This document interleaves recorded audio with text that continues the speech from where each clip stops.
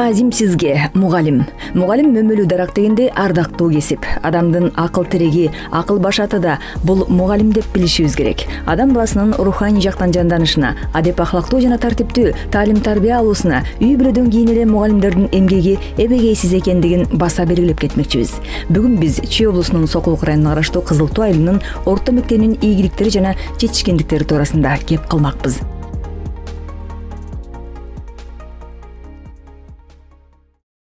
Саламатсыздар, мен Кулов Токтосун Жексенович, 1962 жылда өлгөн. Өзүм ушул Сокулук районундагы Кызыл Туу айылынын тургуну болом. Негизги мугалимдик кесипти армиядан келгенден кийин азыркы мамлекеттик университет деп коет, бирок мурун СССРдын 50 жылдык атындагы университет болчу. Бирок ошол кезде окуу өтүү бул кыйын, окуйм деген балдар окучу да. Ошол Кудай Таалам буйрууда окшойт. Ушул университетке 85-жылы кирип, 90-жылы бүттүм. Өзүмдүн кесибим химик мугалими, анан технолог деген кошумча адистиги бар.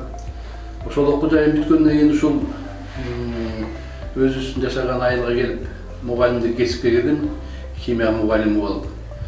Ошол 90 жылдан бери ушул мектепте иштеп,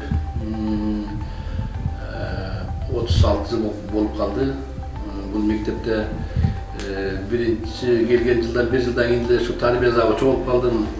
Анан профком төрагасы болуп иштедик. Анан 4-5 классты, 11 классты бүтүрдүм, класс жетекчилик болуп.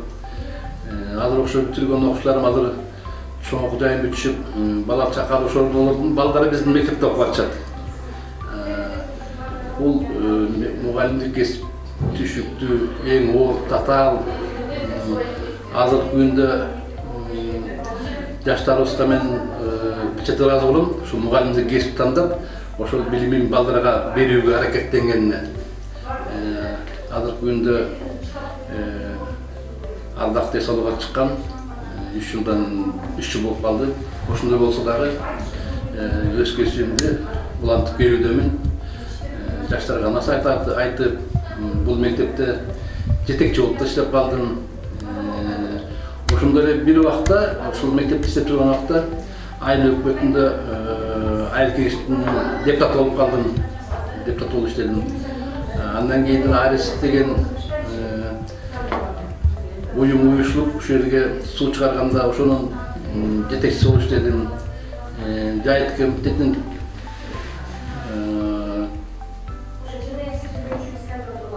бюджетный комитет төрагасы болуп иштедим. Ушул айылдагы бардык жумушка жардам берип, эл менен чогуу иштешүүдөбүз.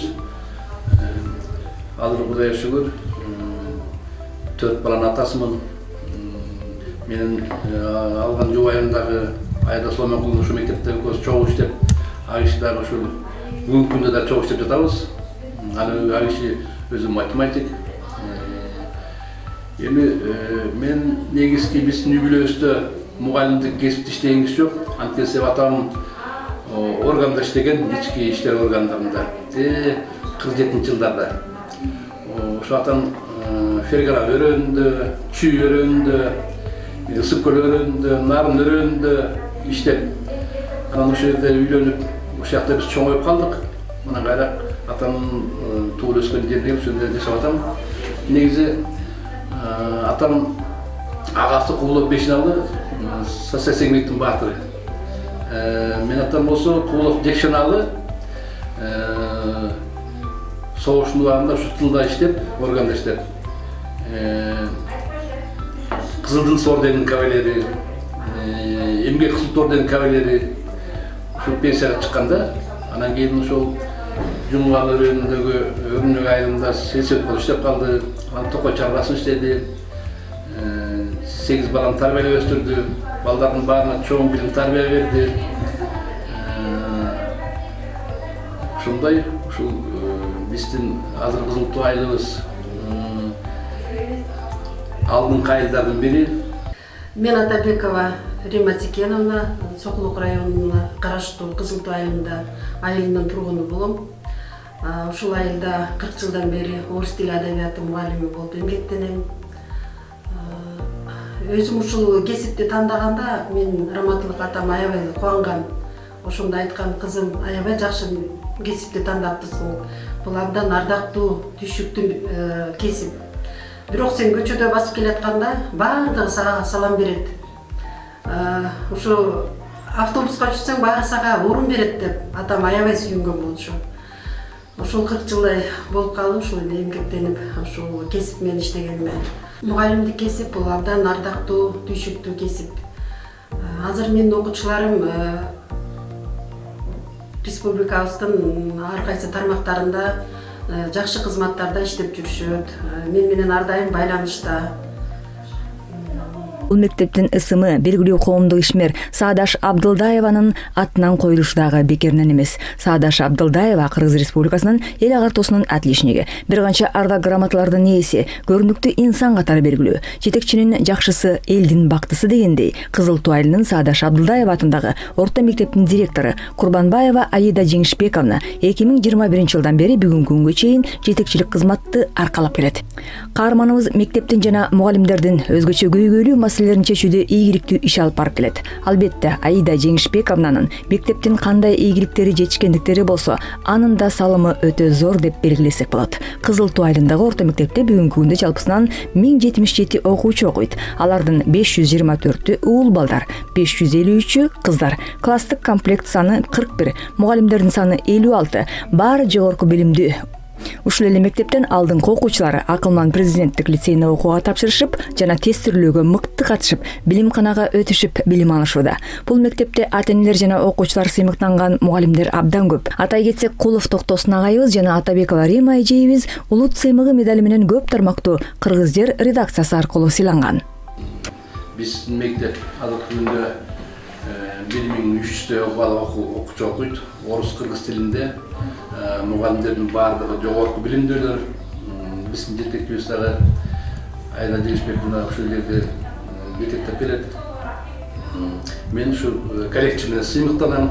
Анткени себеби ар дайым бири-бирибизди колдоп, бирибизге жардам берип, көмөк көрсөтүп, азыркы окутуунун жолдорун бири-бирибизге үйрөтүү менен, акыл насаат айтуу менен иш алып барабыз. Кудай жалгасын, ушу биздин мектеп азыркы күндө Сокул районунда эң жакшы көрсөтүштөр көрсөтүп, ал жылдан жылга алдыга өсүп келет десек болот. Эми мен калуу тилегим эл жұрт аман болсо экен деп тилейм. Биздин башкаруу системасы дагы өнүгүп, жакшы өнүгүп, азыркы болуп жаткан саясат элге жакшылыгын берип жатат. Жакшы өнүгүү жолунда биз шуну колдойбуз. Биз дагы балдарды жакшы окусак экен дейбиз. Кызыл Туу айылы дагы жакшы өнүгүп, жакшы жолдорго кирип, ошону тилейм. Эл журтка аманчылык болсун. Урматтуу кесиптештер, сиздерге дагы ийгилик каалайм. Ар дайым бар болуңуздар. Азыркы күндө иштеп аткан мугалимдерге, мугалимдер жамааттарына бүткүл Кыргызстандык сиздерге узун өмүр, кайрат, жакшы үлгүлүү иштерди иштегиле.